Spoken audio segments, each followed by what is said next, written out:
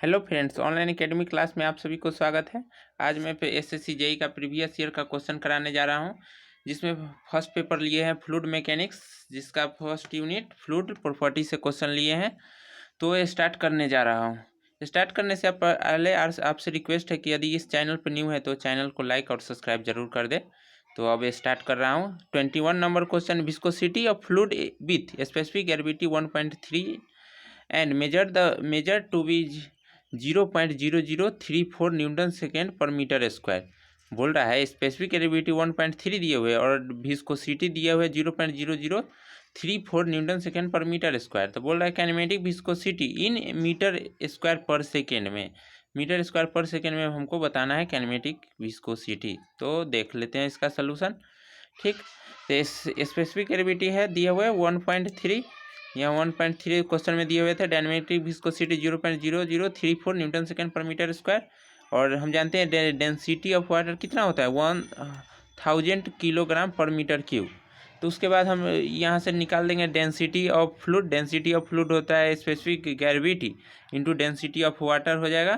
तो density of fluid हो जाएगा, डेंसिटी दिया हुआ था स्पेसिफिक ग्रेविटी 1.3 और डेंसिटी ऑफ वाटर दिया हुआ है 1000 जानते हैं। तो आ जाएगा 1300, कितना 1300 आ जाएगा किलोग्राम पर मीटर क्यूब।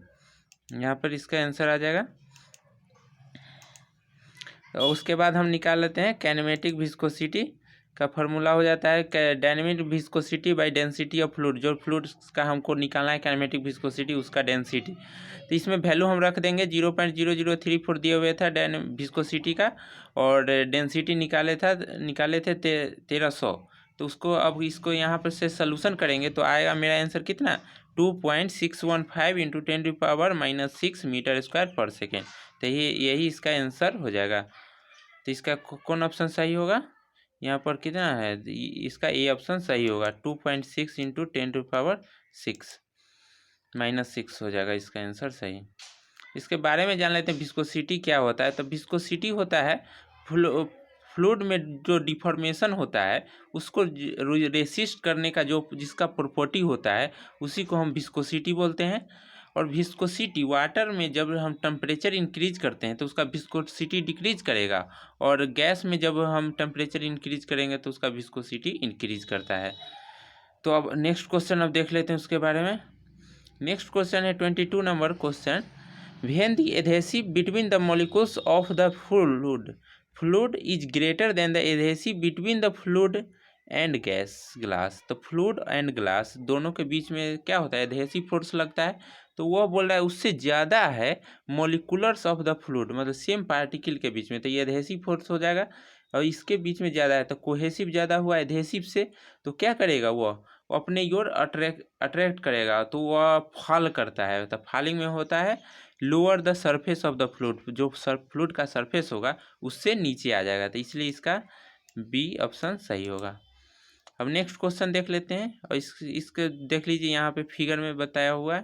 ये वाटर है, वाटर में कोई कैपिलरिटी ट्यूब रख देते हैं तो उसका राइज करने लगता है, क्योंकि उसमें क्या होता है एडहेसिव फोर्स ज़्यादा होता है कोहेसिव फोर्स से।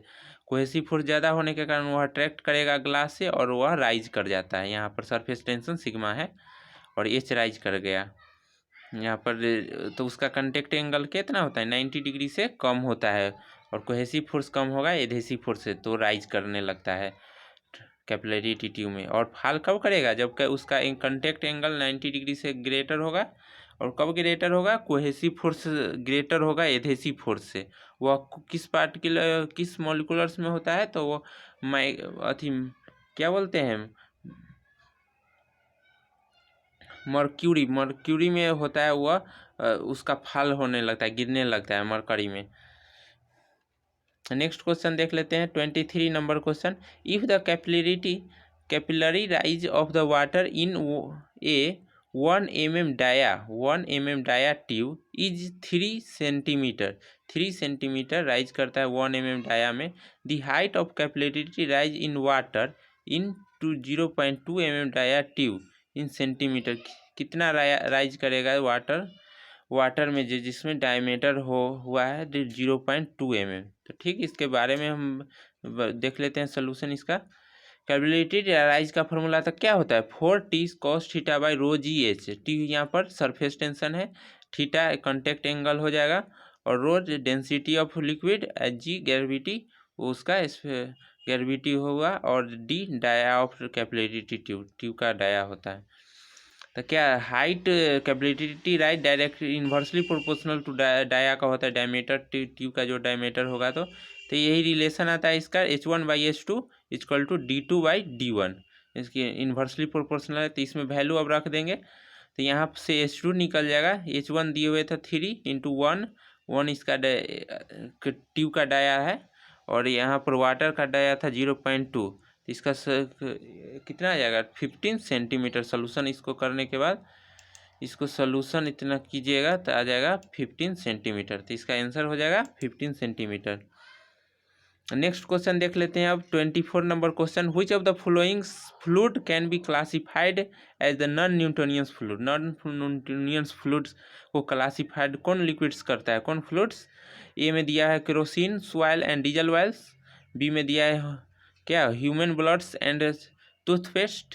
सी में दिया डीजल ऑयल्स एंड वाटर और डी में केरोसिन एंड वाटर। तो वाटर यहाँ और वाटर क्या है ये न्यूटोनियस फ्लूइड है, लेकिन ये ह्यूमन ब्लड्स एंड टूथपेस्ट यह नॉन न्यूटोनियस फ्लूइड है क्योंकि उसमें पहले स्ट्रेस देंगे तब ये फ्लूइड की प्रॉपर्टी गेन करता है, बिना स्ट्रेस दिए हुए फ्लूइड का प्रॉपर्टी गेन नहीं कर पाता है, इसलिए इसका बी ऑप्शन सही होगा 24 का।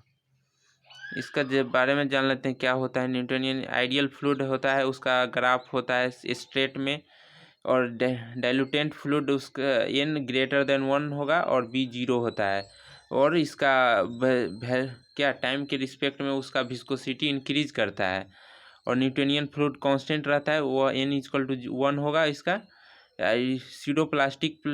सीडोप्लास्टिक का होता है वो n लेस देन 1, वो उसका विस्कोसिटी डिक्रीज करता है टाइम के रिस्पेक्ट में।